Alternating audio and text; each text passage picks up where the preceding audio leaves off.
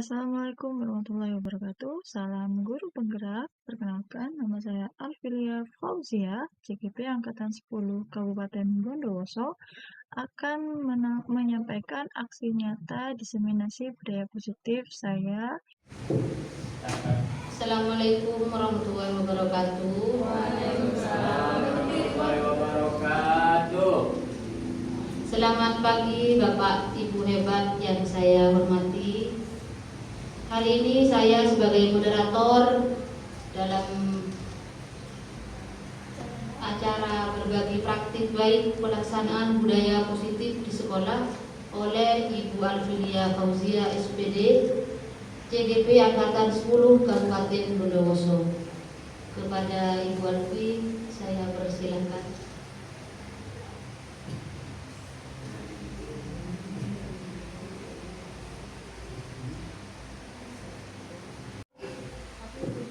Baik, terima kasih. Assalamualaikum warahmatullahi wabarakatuh.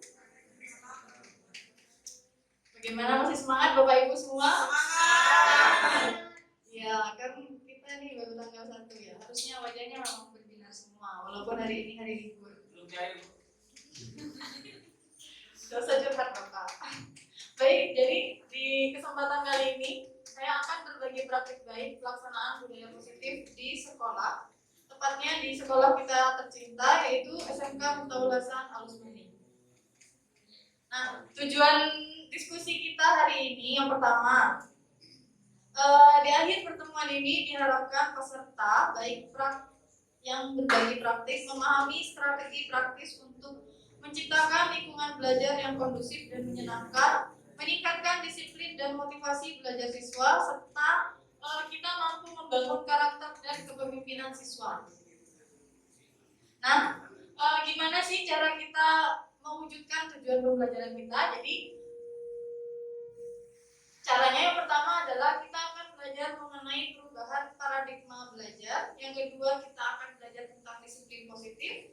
Yang ketiga, ada keyakinan kelas. Dan yang keempat, ada segitiga restitusi. Nah, sebelum itu kita ingin tebak gambar dulu ya Bapak Ibu. Coba, ada yang bisa menjawab? Ada nggak yang bisa menjawab? Jam makan ikan. Jam makan. Jamaica. Nah, di situ ada pertanyaan nama negara. Berarti yang bisa jawab, yang konsentrasi ini hanya Pak Malik. Jamaica. Sama-sama Pak Malik. Karena N-nya itu dihapus Bapak. Jadi bukan Jamaica. Lanjut. Nah, dan yang kedua nih, coba tebak nama benda. Kira-kira apa yo? Masker, benar. Yang ketiga, ya, pulang ke rumah. Nah, lanjut. Nah, ini adalah paradigma perubahan paradigma belajar. Jadi sudah Bapak semua tahu ya bahwa Kemendikbudristek itu sudah merencanakan 4 perubahan paradigma pembelajaran di Indonesia. Nah, keempat paradigma tersebut sudah muncul pada kebijakan Merdeka Belajar pada tahun 2019. Makanya sudah dicanangkan kurikulum kita sudah berubah menjadi kurikulum merdeka. Nah, selanjutnya, di perubahan paradigma belajar, hal yang harus kita pelajari yang pertama, pembelajaran atau proses pendidikan itu harus berpusat pada siswa. Nah, jadi berpusat pada kepentingan siswa. Artinya, guru di sini hanya sebagai fasilitator. Jangan lupa bahwa siswa itu memiliki kodrat alamnya sendiri. Artinya, mereka lahir ke dunia sudah membawa bakat masing-masing. Begitu. Jadi, tugas kita adalah memfasilitasi bagaimana supaya siswa bisa belajar sesuai dengan potensinya. Yang kedua adalah sistem pendidikan nasional tidak berjalan sendiri. Jadi, kalau ingin pendidikan di Indonesia itu semakin maju, berarti harus banyak stakeholder. Paham stakeholder ya Bapak Ibu kan? Jadi harus banyak stakeholder yang merupakan pihak eksternal, entitas bisnis, hingga masyarakat untuk berperan aktif ikut mendukung, merancang, mengembangkan, serta melaksanakan pendidikan. Jadi tidak hanya berpusat pada guru saja. Gitu. Yang ketiga adalah terkait dengan teknologi. Jadi mau tidak mau ya, karena sekarang sudah abad 4.0, betul begitu ya Bapak Ibu. Nah, di mana kita itu harus melek banget sama teknologi. Jadi teknologi harus dimanfaatkan sebagai fasilitas pendidikan. Jangan takut dengan teknologi, tapi mari kita gunakan dan manfaatkan teknologi untuk meningkatkan kualitas dan efektivitas pendidikan. Nah, semisal di sekolah ini memang tidak boleh menggunakan HP atau apapun, mari kita kenalkan siswa kita misalnya dengan AI, ya. Karena takutnya lama-lama dengan kecanggihan AI, lama-lama manusianya kalah sama AI sendiri. Terus yang keempat adalah di perubahan paradigma kita harus mengubah mindset birokrat. Jadi dengan memberikan kepercayaan dan otonomi seluas-luasnya kepada kepala sekolah, guru untuk merancang pembelajaran terbaik bagi siswa-siswanya. Jadi di Kurmar kita itu punya kebebasan untuk merancang modul pembelajaran yang kita kehendaki. Jadi maksudnya seperti itu. Lanjut, yang kedua, setelah perubahan paradigma kita akan belajar tentang disiplin. Jadi menurut KBBI atau Kamus Besar Bahasa Indonesia, disiplin adalah tata tertib di sekolah, kemiliteran dan sebagainya, ketaatan, kepatuhan dan kepada peraturan atau tata tertib. Jadi intinya disiplin itu adalah peraturan yang mengikat kita sendiri. Nah, disiplin juga sering dihubungkan dengan hukuman, padahal itu sungguh berbeda, ya. Jadi sebenarnya tidak ada kaitannya antara disiplin dan hukuman. Nah, ini Bapak pendidikan kita, kan sudah kenalan kemarin ya. Di sini ada Bapak Ki Hajar Dewantara. Nah, jadi menurut Bapak Ki Hajar Dewantara, di mana ada kemerdekaan, disitulah harus ada disiplin yang kuat. Sungguh, disiplin itu bersifat self-disiplin, yaitu kita sendiri yang mewajibkan kita dengan sekeras-kerasnya. Artinya, dalam memupuk sifat disiplin itu harus dari dalam diri kita atau masuk ke dalam motivasi intrinsik. Jadi bukan lagi motivasi ekstrinsik. Jadi misalnya kita melihat siswa kita sering telat, ya mungkin kita itu seringnya dengan memarahi atau memberi hukuman. Namun tanpa kita sadari itu cuma sebagai motivasi ekstrinsik saja. Makanya besoknya lagi siswa kita tetap melihat mereka tetap telat datang ke sekolah.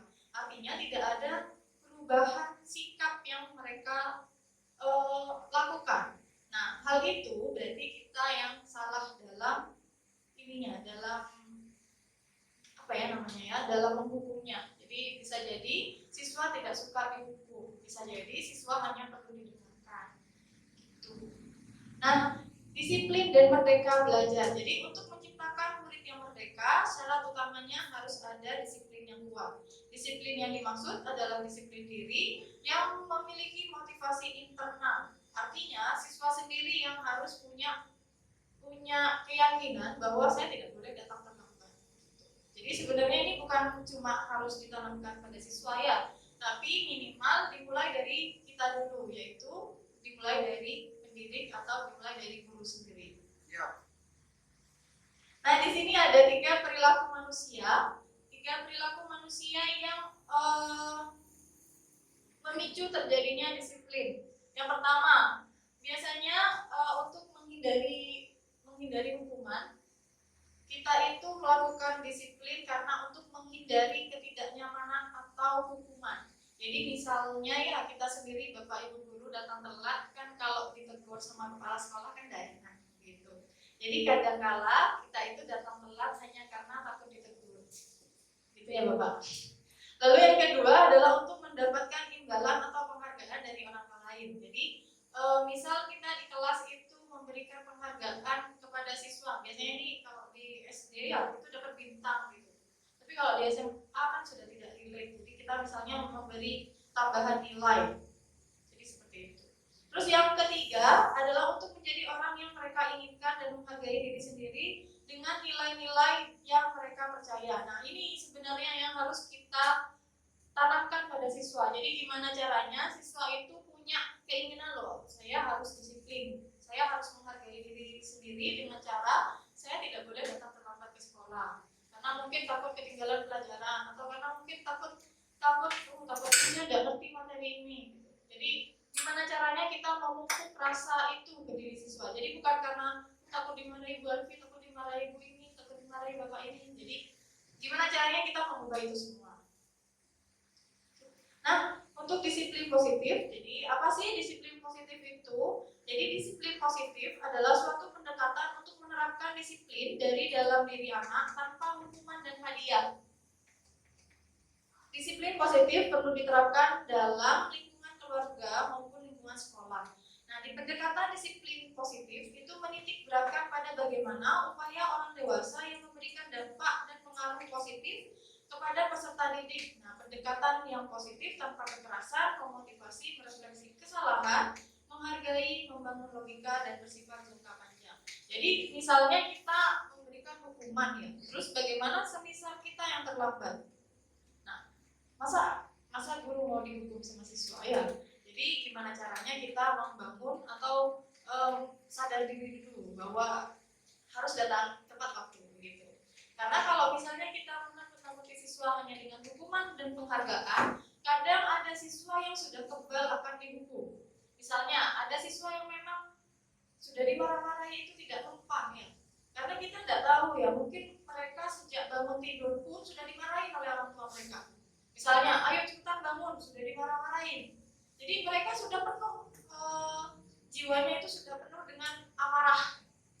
Nah, hal tersebut tidak akan mempan saat kita menambah marah itu di kelas. Jadi siswa tidak akan mendengarkan. Lama-kelamaan siswa tidak akan takut dengan hukuman maupun dengan imbalan. Jadi mereka ya udah biar aja ada apa telat gitu. Toh tak lagi paling cuma dimarahi gitu. Karena mereka sudah terlalu banyak dimarahi. Gitu. Nah, ini adalah 5 posisi kontrol guru. Nah, di 5 posisi kontrol guru ada sebagai penghukum, pembuat rasa bersalah, sebagai teman, pemantau, dan manajer. Nah, biasanya ya kita sebagai guru selama ini kita banyaknya itu di sini, di penghukum dan pembuat rasa bersalah. Nah, jadi kalau penghukum dan pembuat rasa bersalah, kalau penghukum itu biasanya langsung keras, kamu telat, kamu keliling lapangan, atau kamu ngaji di tempat di panasnya gitu misalnya. Nah, itu berarti kita memegang posisi kontrol sebagai penghukum tanpa mendengarkan alasan siswa sebenarnya itu apa. Gitu. Tapi kalau misalnya kita bertanya kenapa kamu kok telat atau kenapa kamu melanggar sebuah peraturan, tapi siswa itu masih didengarkan penjelasannya apa, berarti posisi kontrol kita adalah bukan sebagai penghukum. Nah, dan untuk yang membuat rasa bersalah, kalau membuat rasa bersalah itu kita itu menggunakan suara yang lemah lembut. Maksudnya tidak marah-marah seperti posisi kontrol menghukum, namun apa ya istilahnya itu nyelekit gitu di hati. Misalnya nih, kamu kok telat terus sih? Kamu kok suka ya nyusahin saya? Kamu suka ya kalau misalnya guru dimarahi KS karena siswanya sering telat?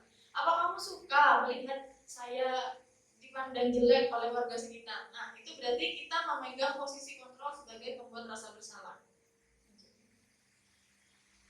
Nah, ini ya, kalau sebagai penghukum, jadi percaya bahwa cara dia adalah yang terbaik. Jadi guru itu tidak mau tahu, pokoknya kamu bersalah, kamu harus dihukum. Itu kalau menghukum. Nah, ini kalau yang tadi yang sudah saya jelaskan tentang pembuat rasa bersalah. Nah, ini kalau posisi kontrol kita sebagai teman. Jadi guru menggunakan kalimat persuasif dan intonasi atau nada suara ramah untuk mengontrol murid. Guru menggunakan humor dan mempunyai hubungan baik dengan murid. Misalnya ya, ayolah, yuk belajar yuk demi Bapak, gitu misalnya. Ya sudah, kali ini tidak apa-apa, Ibu maafkan ya, Ibu bantu ya, gitu. Jadi itu kalau posisi kontrol kita sebagai teman. Tapi ada positif, ada minusnya juga. Positifnya kita mungkin dekat sama siswa. Negatifnya siswa itu akan tidak punya rasa suka gitu. Jadi karena terlalu menganggap guru kita ini adalah teman. Jadi walaupun kita sebenarnya kita memegang posisi kontrol sebagai teman itu bagus, tapi harus tetap ada batasnya. Lanjut, nah ini adalah posisi kontrol sebagai pemantau. Jadi sebagai pemantau, guru itu selalu mengawasi murid dan bertindak sesuai pada peraturan sekolah dan konsekuensi. Misalnya ya, kamu nih sudah sering telat ya, kamu di setiap jam berapa pasti telat terus menerus. Nah, itu berarti kita memegang posisi kontrol sebagai pemantau. Jadi biasanya posisi kontrol sebagai pemantau itu menggunakan data atau catatan dan perhitungan yang digunakan digunakan sebagai bukti atas perilaku seseorang. Misalnya ya, coba peraturan di sekolah ini apa? Kamu harus datang jam berapa? Nah, kayak gitu. Berarti nih kalau kamu datang telat konsekuensinya apa? Jadi mirip sama penghukum, cuma kalau penghukum itu tidak mau tahu alasannya apa. Nah, kalau yang pemantau itu masih agak sedikit mendengarkan. Lanjut. Nah, dan yang terakhir adalah posisi kontrol sebagai manajer. Jadi sebenarnya ya yang tujuannya di sini adalah supaya kita itu belajar posisi kontrol kita atau guru sebagai manajer. Jadi kalau di posisi kontrol guru sebagai manajer itu guru akan mendukung murid untuk menemukan solusi dan permasalahannya sendiri. Guru akan mempersilahkan murid mempertanggungjawabkan perilakunya.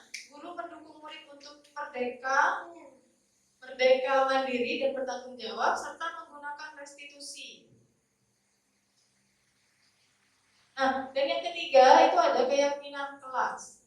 Keyakinan kelas ini memahami pentingnya memiliki keyakinan kelas sebagai fondasi dan arah tujuan sebuah sekolah atau kelas. Ini ya, jadi keyakinan kelas itu beda sama peraturan kelas. Jadi misalnya ya, kalau kita nulis peraturan kelas tidak boleh datang terlambat. Keyakinan kelasnya itu misalnya menghargai guru dan menghargai waktu. Nah, itu masuk ke keyakinan kelas. Kemarin itu saya sudah sempat buat keyakinan kelas itu kalau tidak salah di kelas 10.2 sama 10.1. Ada itu tempelannya. Lanjut.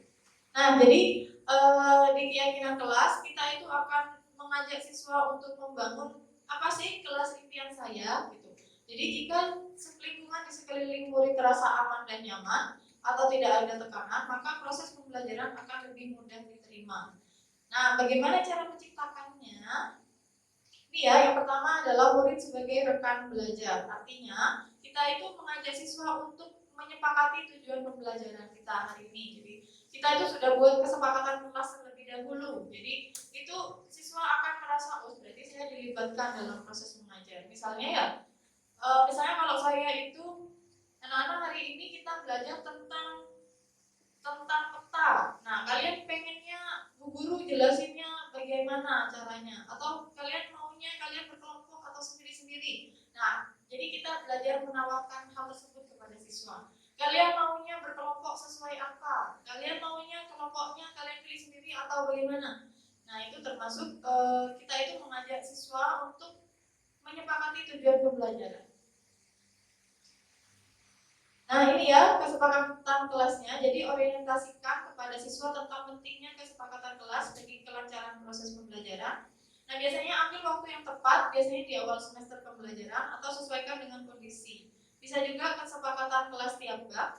Nah, biasanya ya pimpin diskusi terkait kesepakatan kelas, tampung ide gagasan, masukan dan merumuskan bersama.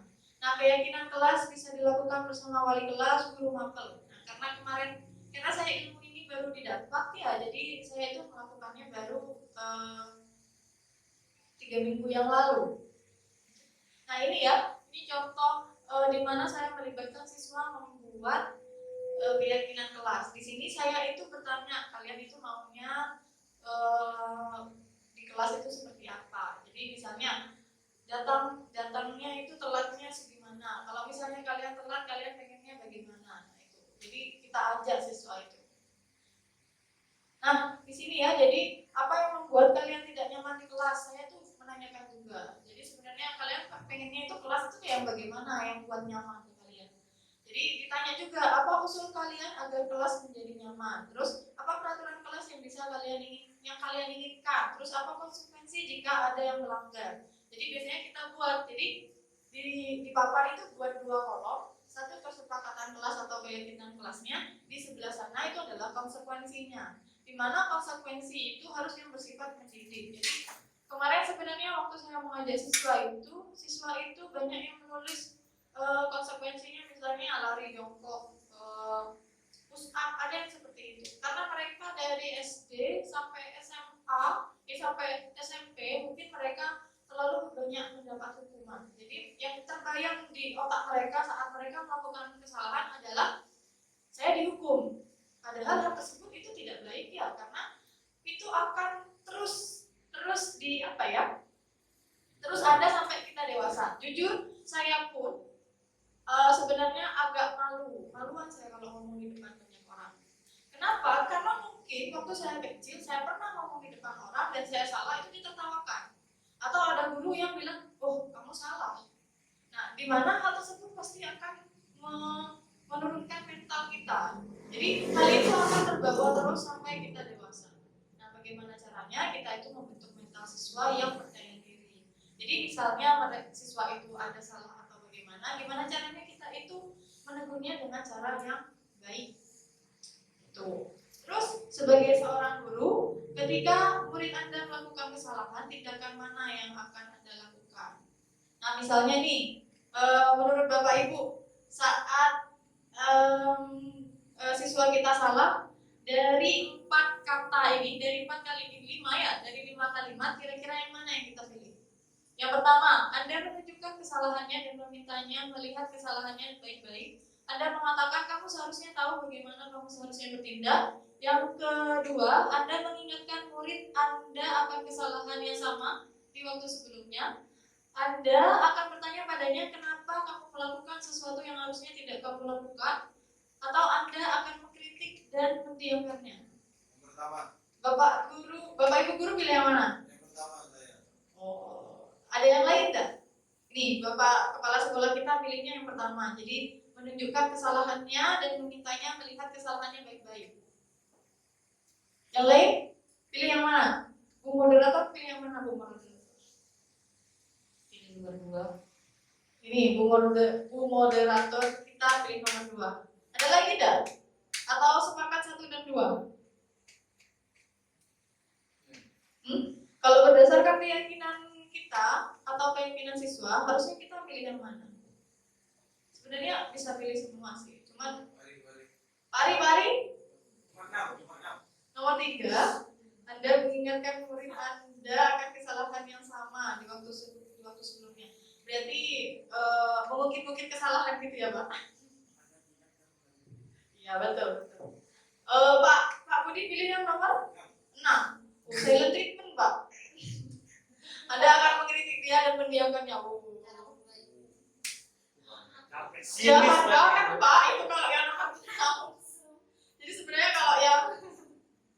Jadi sebenarnya kalau mau menerapkan disiplin yang positif, kita bisa mengcompare antara pertanyaan 1, 2, dan 3. Tapi sebelum pertanyaan yang pertama, kita seharusnya tanya dulu, kamu seharusnya tahu bagaimana seharusnya kamu bertindak. Misalnya ya ada siswa yang kemarin itu pas waktu saya aksi nyata bareng Saifullah. Tahu Saifullah kan ya? Iya, kelas 11 itu dia itu duduk-duduk di depan di jam pelajaran cuma pakai kaos oblong sama sepatu. Nah, itu. Jadi kalau misalnya kita pakai ini posisi kontrol sebagai manajer, kita tuh tanya dulu, Saiful, menurutmu apakah tindakan kamu pakai kaos dan tidak menggunakan sepatu itu baik? Nah, jadi dilemparkan dulu ke siswanya, jadi supaya siswa itu berpikir, oh saya ini baik atau benar gitu. Nah setelah itu baru kita menunjukkan kesalahannya dan melihat kesalahannya baik-baik. Nah kalau menurut kamu itu salah, coba dilihat kamu tuh pakai seperti itu salah atau benar.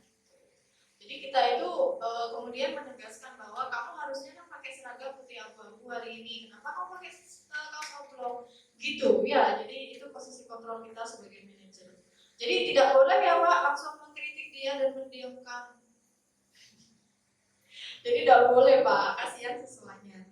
Jadi tidak boleh kita langsung mengkritik dan mendiamkannya. Jadi kadang siswa itu kan cuma uji coba ya. Nyoba-nyoba awalnya tidak pakai seragam. Awalnya mungkin mereka tidak langsung pakai seragam, tapi dibuka kancingnya, dibuat kayak otak. Jadi kancing itu dibuka separuh awalnya, lama-lama dibuka sampai bawah, tapi mereka pakai kaos di dalam. Jadi awalnya kayak gitu. Terus ngelihat guru-guru celingak-celinguk, oh ternyata tidak apa-apa, saya tidak ditegur. Jadi saya buka gitu. Jadi akhirnya dia buka kaos oblong. Nah baru setelah dia tanya, baru dia akan berubah. Terus ada restitusi. Jadi kalau restitusi itu adalah proses menciptakan kondisi bagi murid untuk memperbaiki kesalahan mereka sehingga mereka bisa kembali pada kelompok mereka dengan karakter yang lebih kuat. Jadi setelah ditegur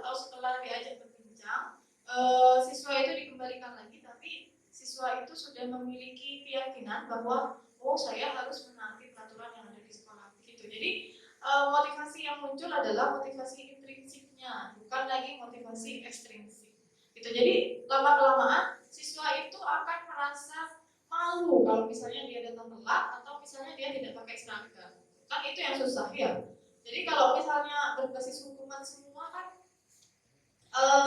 kalau tidak dihukum, pas siswa tidak dihukum karena dia celingak-celinguk ternyata aku pakai sandal hari ini tidak masalah.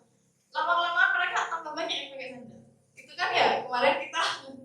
Jadi awalnya kita melihat siswa pakai sepatu semua.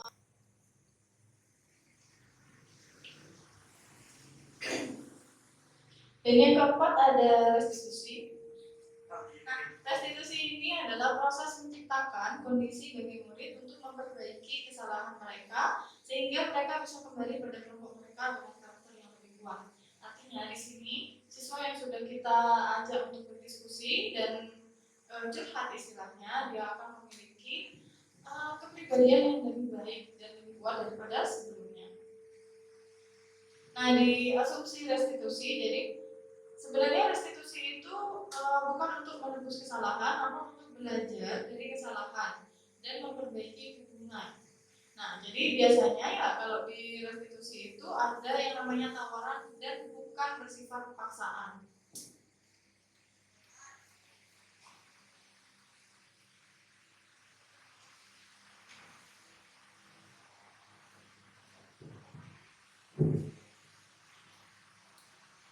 Dan di restitusi itu kita juga menuntun. Nah, jadi sifatnya itu menuntun untuk melihat ke dalam diri. Jadi kita mengajak siswa untuk melihat apakah yang mereka lakukan itu benar atau salah. Gitu. Lalu kita ubah. Gimana caranya menurutmu? Jadi bagaimana caranya atau bagaimana biasanya atau apa yang harus kamu lakukan untuk mengubah kesalahan kamu. Jadi biasanya seperti itu. Terus di segitiga restitusi kita juga mencari kebutuhan dasar yang mendasari tindakan adalah cara yang paling baik. Serta fokus pada karakter bukan tindakan untuk menguatkan. Nah, dan biasanya kita juga mengajak siswa untuk mencari solusi. Jadi setelah kita ajak berbincang atau misalnya kenapa kamu tidak pakai seragam hari ini? Atau misalkan saya itu waktu kemarin aksi nyata itu siswa itu mengatakan bahwa seragamnya itu kena cuci, jadi tidak sengaja tercuci gitu. Jadi waktu saya kelihatan siswa yang tidak menggunakan seragam itu hari Selasa, di mana hari Selasa itu kan seragamnya sama dengan hari Senin ya. Jadi saya tuh tanya, loh harusnya kan kamu seragamnya sudah dipakai hari kemarin kan, sama dengan hari kemarin, kenapa kamu hari ini salah, sedangkan kemarin tidak salah. Nah, dan ternyata siswa tersebut lupa bahwa hari ini hari Selasa gitu. Jadi kita cari, nah terus gimana caranya biar kamu tidak lupa lagi akan hari gitu ya Bapak Ibu ya. Lalu mengembalikan murid yang berbuat salah pada kelompoknya. Jadi setelah itu ya kita kembalikan lagi murid untuk berinteraksi kembali. Nah ini ya, ini langkah untuk kita melakukan restitusi. Jadi biasanya disebut sebagai segitiga restitusi. Nah di mana di segitiga restitusi itu ada 3 tahapan. Yang pertama adalah menstabilkan identitas. Jadi kita itu gini, jadi misalnya siswa itu salah, kita tidak boleh langsung dengan kamu salah begini. Jadi tidak boleh seperti itu. Kita harus melakukan penstabilan identitas terlebih dahulu. Jadi misalnya ya wajar, setiap orang pasti pernah melakukan kesalahan gitu misalnya. Atau saya pun juga pernah melakukan kesalahan tersebut. Jadi saya juga pernah lupa hari gitu misalnya. Atau kamu juga belum. Jadi dengan kamu bersalah seperti ini bukan berarti kamu adalah pribadi yang gagal. Bukan satu-satunya orang yang pernah melakukan kesalahan gitu. Dan yang kedua, langkah selanjutnya adalah memvalidasi tindakan yang salah. Jadi misalnya kan tadi siswa kita lupa menggunakan seragam hari ini, seragam yang tepat maksudnya. Kita tanya, iya tindakan kamu. Kita mengatakan bahwa iya benar tindakan kamu itu bersalah.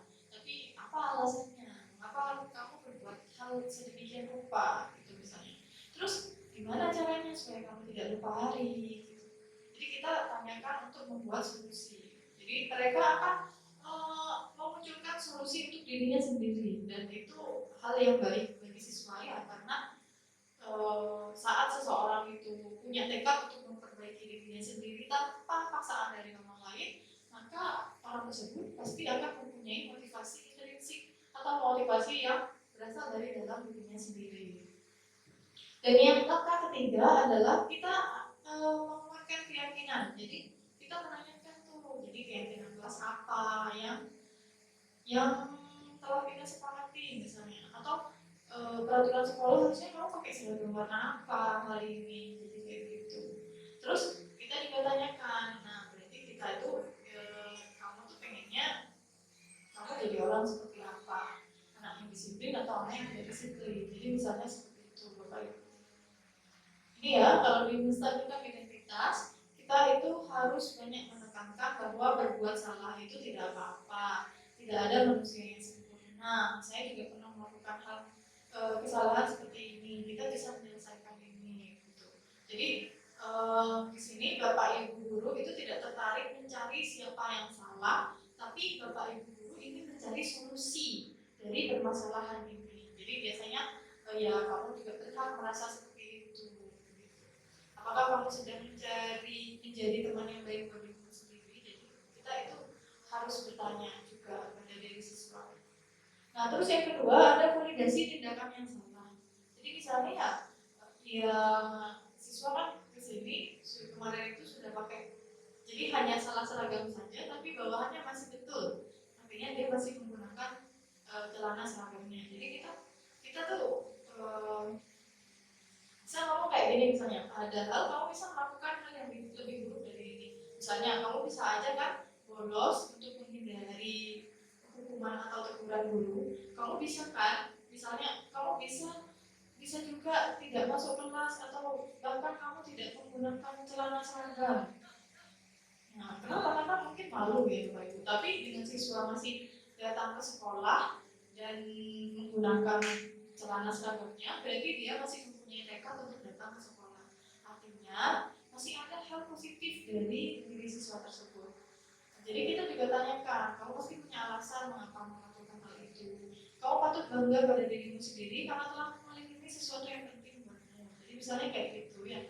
Jadi karena mungkin siswa itu lebih memilih datang ke sekolah karena ingin belajar. Jadi dia walaupun dia takut akan teguran, dia masih tetap masuk ke sekolah. Bisa seperti itu. Nah, jadi boleh mempertahankan sikap.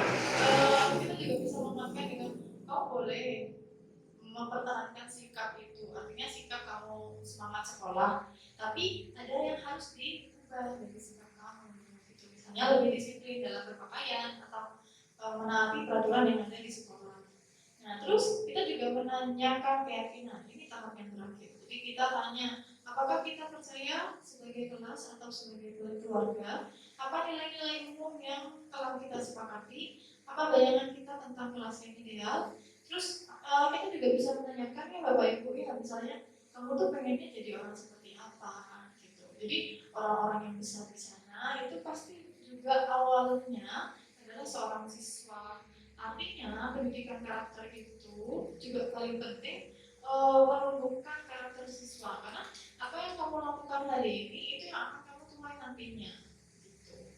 Jadi bisa kita menanyakan keyakinan pada siswa seperti itu. Cukup dipahami Bapak Ibu ya, saya rasa ya. Nah, nanti kalau misalnya kita ada nanti di akhir kita akan ada sesi tanya jawab. Nah, nanti saya akan kasihkan formnya. Saya kasih form aja lewat Google Form Bapak Ibu. Karena untuk mempersingkat waktu juga sebenarnya ya. Nah ini ya yang terakhir. Jadi sebenarnya karena kita sekolah yang berbasis pondok atau berbasis ilmu pendidikan Islam, kita bisa baca ini ya. Jadi bahwa di agama kita sendiri itu ada anjuran untuk memberikan pendidikan yang baik. Gitu. Bisa dibaca sendiri aja ya Bapak Ibu ya. Nah, saya bacakan artinya saja. Jadi tidaklah merasa takut orang-orang yang seandainya mati meninggalkan setelah mereka keturunan yang lemah, di mana mereka khawatir terhadapnya. Maka bertakwalah kepada Allah dan berbicaralah dengan tutur kata yang benar. dalam hal menjaga hak-hak keturunannya. Artinya kita sebagai guru kita punya tanggung jawab untuk membentuk siswa menjadi pribadi yang lebih kuat. Jadi bagaimana caranya siswa itu bisa struggle dan bisa menghadapi tantangan zaman. Ini dari Quran surah An-Nisa ayat 9. Nah, ini ya Bapak Ibu ya, jadi dalam disiplin positif kita itu yang dipegang ada kebutuhan dasar manusia. Jadi kebutuhan dasar manusia itu ada banyak ya sebenarnya ya. Jadi kebutuhan akan kasih sayang, kebutuhan akan bertahan hidup misalnya. Terus yang kedua ada konsep disiplin positif yang sudah kita bahas tadi. Terus yang ketiga ada keyakinan kelas. Jadi di keyakinan kelas ini kita mengajak siswa untuk membentuk bersama. Dan yang keempat ada segitiga restitusi. Di segitiga restitusi itu yang biasanya kita tuh posisi kontrolnya adalah sebagai manajer lagi, bukan lagi sebagai penghukum, apalagi sebagai pemantau dan teman. Jadi biasanya di posisi manajer itu kita pegang itu semua posisinya, ada sebagai teman, tapi kalau sebagai teman kan kita tidak ada gap ya dengan nah, tapi kalau di posisi sebagai manajer, siswa itu akan sungkan dan mereka akan terbentuk sendiri keyakinan positif mereka, sehingga mereka akan menjadi pribadi yang lebih baik lagi. Terus kita juga belajar 5 posisi kontrol, yaitu sebagai penghukum, sebagai pemberi rasa bersalah, sebagai teman, terus sebagai pemantau, dan sebagai manajer. Nah, sehingga terbentuk yang akhirnya dunia yang berkualitas. Artinya, semisal kita bisa menerapkan ini dan semisal ini semua bisa diterapkan di seluruh sekolah ya, maka akan terbentuk dunia yang berkualitas. Jadi akan terbentuk SDM muda yang kuat sehingga slogan menuju Indonesia Emas itu bisa terwujud. Nah, jadi ini ya akhir pembelajaran kita hari ini. Nah, jadi kita sebagai seorang guru itu adalah pilar utama dalam membangun peradaban. Artinya dengan menjadi seorang guru, menurut Ki Hajar Dewantara, di mana kita itu menuntun siswa agar menjadi siswa yang lebih baik, maka guru itu punya, jadi di pundak kita semua itu terdapat harapan besar dari orang tua mereka. Jadi mereka pasti berharap dengan siswanya bersekolah atau dititipkan di sekolah kita tercinta ini akan membentuk karakter siswa yang nantinya akan dia gunakan untuk bekal di mana dia akan menjadi seorang pribadi yang lebih baik, bekal di mana dia akan menjalani kehidupannya nanti, bekal di mana orang tua mereka ingin punya masa depan yang lebih baik bagi anaknya gitu. Jadi sebenarnya benar-benar dia Bapak Ibu yang tanggung jawab sebagai seorang guru. Namun apabila kita menjalankannya dengan ikhlas, insya Allah hal tersebut pasti akan mendatangkan pahala yang besar bagi kita semua. Jadi sebenarnya ya kalau kita mau melihat ke belakang, bukan hanya siswa yang belajar pada diri kita, tapi kita juga belajar banyak hal pada diri siswa. Jadi kita belajar tentang bagaimana sabar, menahan emosi, bagaimana caranya menuntun, memahami banyak karakteristik dari orang, banyak karakteristik dari siswa kita yang unik. Jadi saya itu pernah mendengar slogan dari guru TK. Jadi dan itu sangat menginspirasi saya. Nah, guru TK itu pernah berkata seperti ini. Nah, tidak ada, maaf ya Bapak Ibu, masih ada. Habis ini kita closing ya.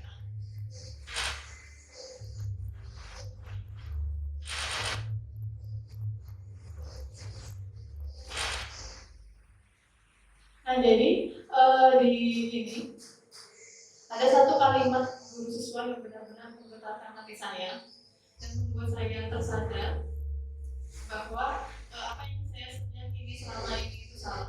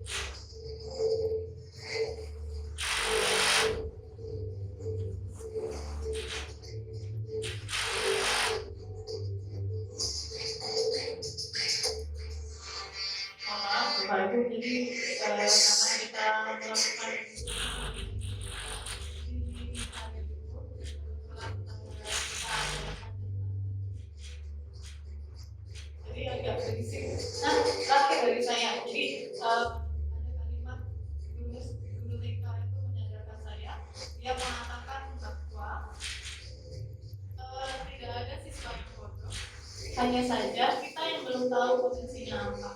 Karena siswa itu unik ya, jadi potensi yang mereka miliki juga pasti berbeda-beda. Tentunya seorang ahli teknik tidak akan belajar, tidak akan pintar tentang masalah kedokteran, atau mungkin dia tidak akan pintar biologi.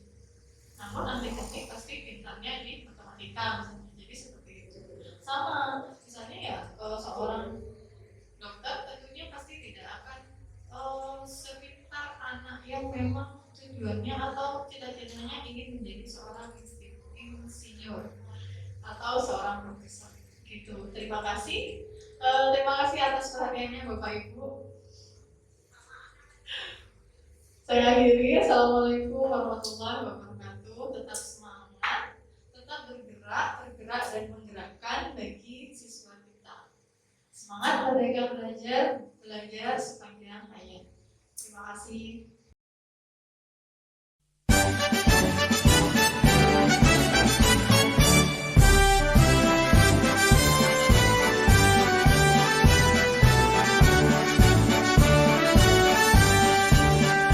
Bulatkan tekad, kuatkan hati, negeri ini memanggilmu kawan.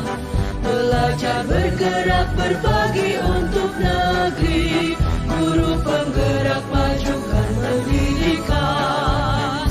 Guru penggerak menghamba pada murid, kreatif rancang pembelajaran. Hargai potensi, tingkatkan prestasi, lahirkan profil pelajar Pancasila. Belajar, bergerak, berbagi untuk negeri, kita menjalin kolaborasi. Belajar, bergerak, berbagi untuk negeri, demi bakti pada Ibu Pertiwi.